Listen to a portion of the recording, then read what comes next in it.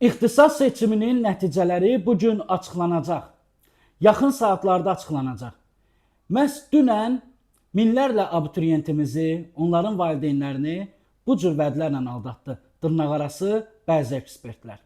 Halbuki biz bilirik ki, Dövlət İmtahan Mərkəzi hər zaman öz istər imtahan nəticələri olsun, istər ixtisas seçiminin nəticələri olsun, bir neçə saat qalmış onu müxtəlif sosial media hesablarında paylaşırlar ki, bu gün nəticələr elan olunacaq.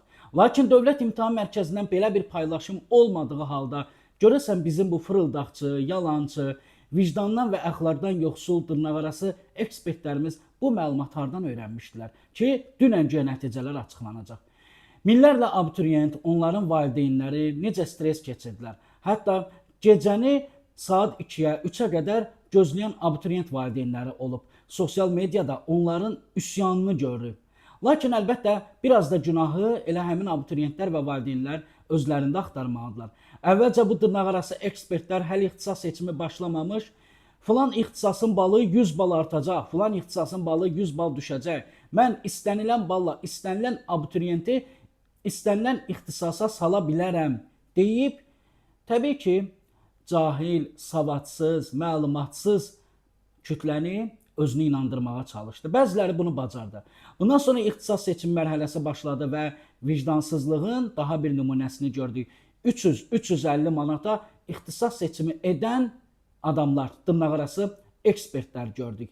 Biz deyəndə ki, 29 minə qədər adam istənilən halda nəticəsindən asılı olmayaraq çöldə qalacaq, yox, heç bir abituriyent çöldə qalmayacaq dedilər.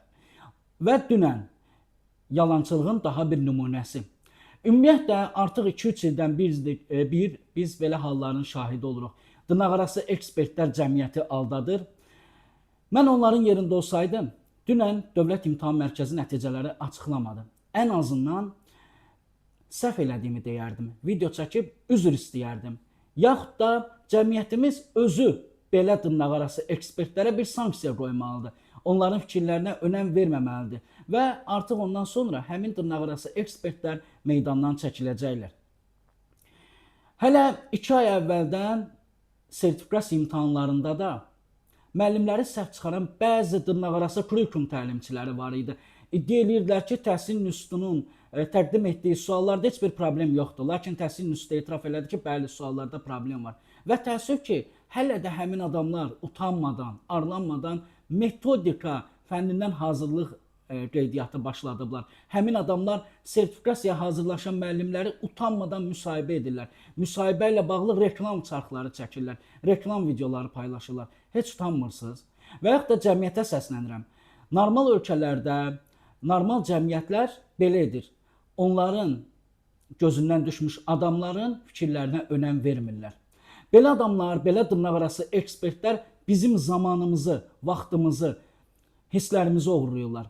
Və həbs olunmayan cinayətkarlar zaman oğrularıdır. Gəlin zamanımızı, hisslərimizi belə dırnaqarası ekspertlərə, oğrulara etibar etməyək.